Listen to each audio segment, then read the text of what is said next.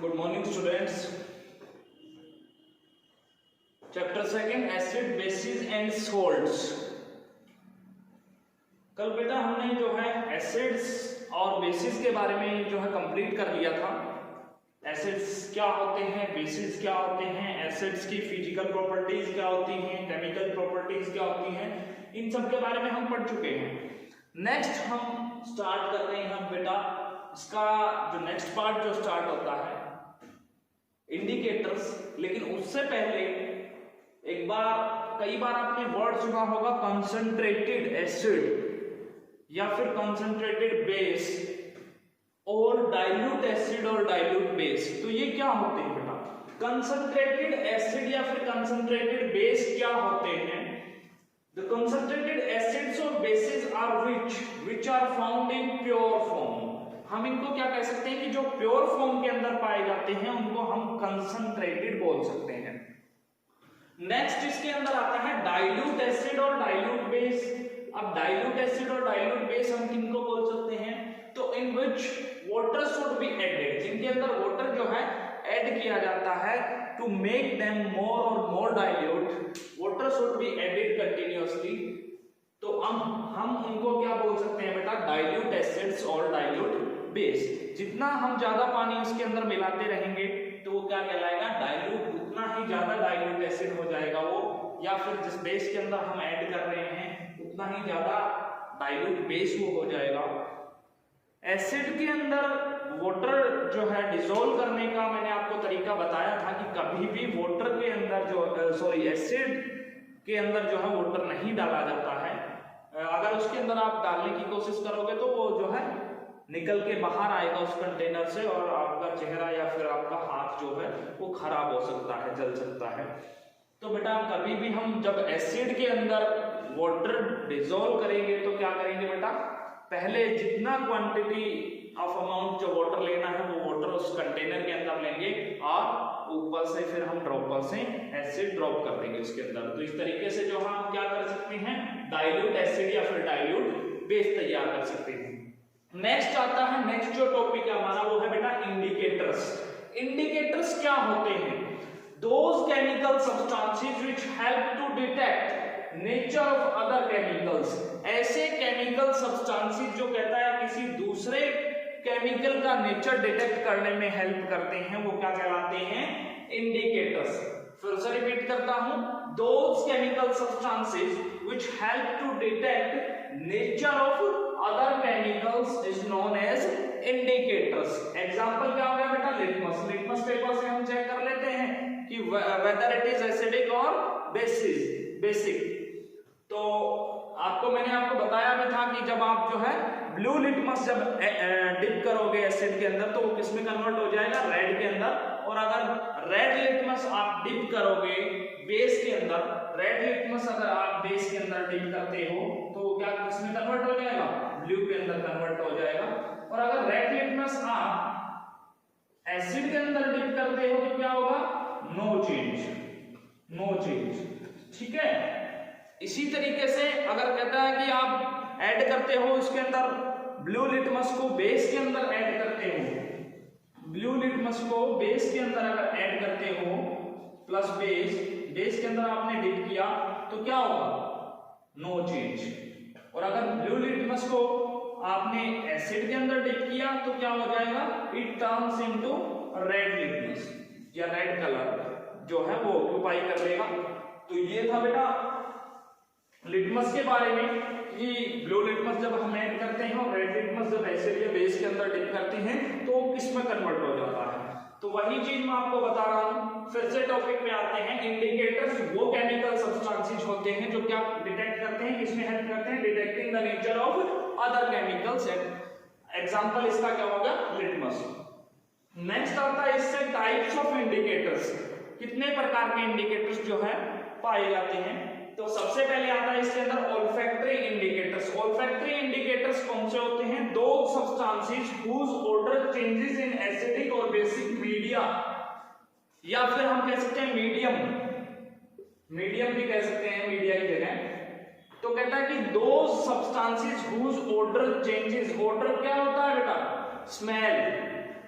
इसको हम स्मेल बोलते हैं, स्मेल भी कह सकते हैं। Those substances whose odor changes in acidic और basic media, ऐसे substances जिनकी ऑर्डर या हम कह सकते हैं स्मेल चेंज हो जाती है एसिडिक या फिर बेसिक मीडियम के अंदर, वो क्या कहलाते हैं? ओल्फैक्टरी इंडिकेटर्स कहलाते हैं। एग्जांपल है बेटा वनीला, ऑनियन, क्लोव जिसको लौंग बोलते हैं, एक्सेट्रा। ये जो है किसके एग्जांपल है? ओल्फैक्टरी इंडिकेटर्स के। क्योंकि जब भी आप वनीला, ऑनियन या इनको एसिड या बेसिस के अंदर डिप करोगे तो इनका जो ऑर्डर जो है या स्मेल जो है वो चेंज हो जाएगी। देखो मैंने आगे बताया भी है, smell of onion and vanilla diminishes in A base. Onion और वेनिला की जो स्मेल है वो डिमिनिश हो जाती है जब भी किसी बेस के अंदर हम डिप करते हैं उनको या ऐड करते हैं किसी बेस के साथ। ऑनियन और वेनिला की जो ऑर्डर है या स्मेल जो है वो डिमिनिश हो जाती है, उतनी नहीं आ पाती जितनी की पहले आ रही थी। And remains as it is in acid, और अगर किसी एसिड के साथ उनको मिलाएंगे या ऐड करेंगे तो कहता है जैसी स्मेल ऑनियन के अंदर पहले आती थी या आ रही थी, या हम कह सकते हैं जैसी स्मेल वेनिला के अंदर पहले आ रही थी वैसे ही स्मेल आपको एसिड के अंदर जब हम उनको ऐड करेंगे तो आपको वैसी ही स्मेल जो है उनमें से आती रहेगी। और अगर हम उनको बेस के अंदर जो है ऐड करेंगे तो क्या हो जाएगी? डिमिनिश हो जाएगी, उतनी स्मेल नहीं आ पाएगी, कम हो जाएगी। नेक्स्ट आता है सेकंड टाइप है बेटा यूनिवर्सल इंडिकेटर्स। यूनिवर्सल इंडिकेटर्स क्या होते हैं?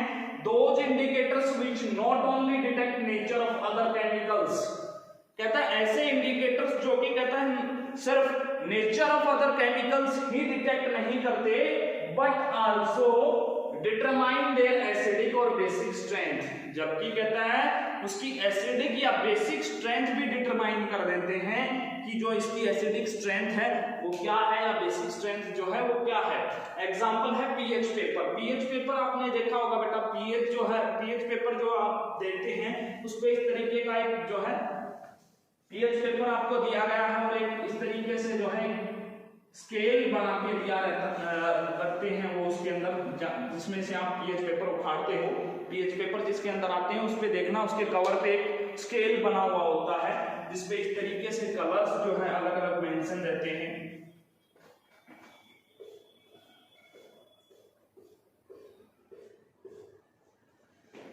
ये इस तरीके से बेटा जो है पीएच स्केल दिया हुआ होता है, 7, 8, 9, 10, 11, 12, 13, इस तरीके से एक स्केल दिया हुआ होता है बेटा जिसपे अलग अलग कलर्स जो है वो पाए जाते हैं। किस फॉर्म में पाए जाते हैं?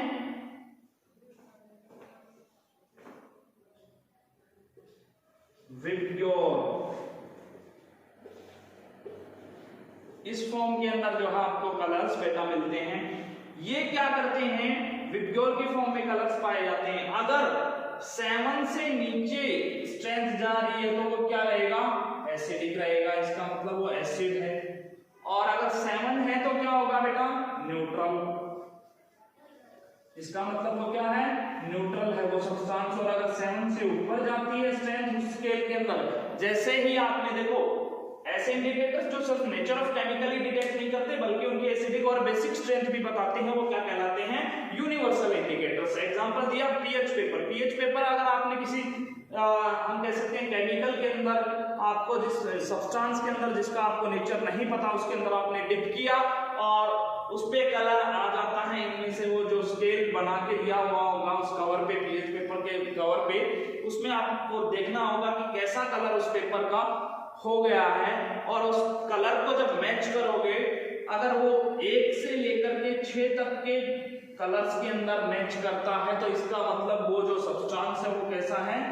एसिडिक है, एसिड है। ठीक है, अगर वो इस कलर से मैच करता है, एक एक कलर पे आप मैच करते हुए चले जाओ, 7 वाले कलर से मैच करता है तो इसका मतलब वो क्या है? वो सब्सटेंस न्यूट्रल है। और अगर 7 से ऊपर के 14 तक जितने भी कलर्स है उनसे मैच करता है तो इसका मतलब वो सब्सटेंस क्या है बेटा? बेसिक है या बेस है। ठीक है, तो ये था पीएच पेपर के बारे में। ठीक है, जिससे हम जो है स्ट्रेंथ, एसिडिक और बेसिक स्ट्रेंथ का पता लगा सकते हैं। अब स्ट्रेंथ की बात आ रही है तो मैं आपको एक चीज और क्लियर कर देता हूं। अगर किसी भी सब्सटेंस का एसिडिक पीएच अगर मैच करता है 1 से तो इसका मतलब वो क्या है, ज्यादा एसिडिक है, स्ट्रॉन्ग एसिड है वो, ठीक है। और जैसे जैसे हम आगे की तरफ बढ़ते हुए चले जाएंगे तो एसिडिक स्ट्रेंथ जो है क्या होती चली जाएगी, डिक्रीज होती चली जाएगी। अगर मान लीजिए किसी सब्सटेंस का एसिडिक पीएच आता है 5 और इससे मैच कर रहा है, इस कलर से मैच करता है, तो इसका मतलब वो एक क्या है, वीक एसिड है, ठीक है। मतलब जितना एसिडिक स्ट्रेंथ जो है इधर चलेंगे, अगर 7 से 1 की तरफ चलेंगे तो क्या होती जाएगी, एसिडिक स्ट्रेंथ इंक्रीज होती हुई जाएगी। और अगर 1 से 7 की तरफ चलेंगे तो एसिडिक स्ट्रेंथ क्या होती जाएगी, डिक्रीज होती हुई चली जाएगी। इसी तरीके से 7 जो है ये न्यूट्रल हो गया, और 7 से या 8 से हम कह सकते हैं 14 की तरफ चलेंगे तो क्या होगा, बेसिक स्ट्रेंथ जो है वो क्या होगी, इंक्रीज होगी। और अगर 14 से 7 की तरफ आएंगे तो इसका मतलब बेसिक स्ट्रेंथ जो है वो क्या होगी, डिक्रीज होगी। मतलब जिसका कलर, जिस सब्सटेंस का, ऐसा सब्सटेंस जिसका पीएच पेपर का कलर किससे मैच करेगा, 14 से, इसका मतलब वो क्या है, एक स्ट्रॉन्ग बेस है। और अगर किसी सब्सटेंस के पीएच पेपर का कलर मैच करता है 8 से तो इसका मतलब वो क्या है, वीक बेस है। तो एसिडिक स्ट्रेंथ जो है बेटा किधर से किधर चलेगी, इंक्रीज होगी। अगर बेस की बात करें तो 8 से 14 की तरफ चलेंगे तो इंक्रीज होगी, और 14 से 7 की तरफ वापस आएंगे तो क्या होगी, बेसिक स्ट्रेंथ डिक्रीज होगी। इसी तरीके से 7 से 1 की तरफ चलेंगे तो एसिडिक स्ट्रेंथ क्या होगी, इंक्रीज होगी। और अगर 1 से 7 की तरफ चलेंगे तो एसिडिक स्ट्रेंथ क्या होगी, डिक्रीज होगी। तो ये था पीएच पेपर के बारे में। नेक्स्ट आता है बेटा इसके अंदर सिंथेटिक इंडिकेटर्स। सिंथेटिक इंडिकेटर्स क्या होते हैं, तो those indicators that are synthesised in laboratory, ऐसे इंडिकेटर्स जिनको कि कहता है लैब के अंदर तैयार किया जाता है और उनसे जो है नेचर ऑफ केमिकल पता किया जाता हो, ऐसे इंडिकेटर्स को हम क्या बोलते हैं, सिंथेटिक इंडिकेटर्स बोलते हैं। एग्जांपल है बेटा फिनोल्फ्थलीन, ठीक है, या हम मिथाइल ऑरेंज भी कह सकते हैं, ठीक है, मिथाइल ऑरेंज एक्सेट्रा। तो ये क्या कहलाएंगे बेटा, जो लैब के अंदर तैयार किए जाते हैं ऐसे इंडिकेटर्स और नेचर ऑफ केमिकल पता करते हैं, उनको हम क्या कहते हैं, सिंथेटिक इंडिकेटर्स कहते हैं, ठीक है। इसके आगे स्टार्ट होता है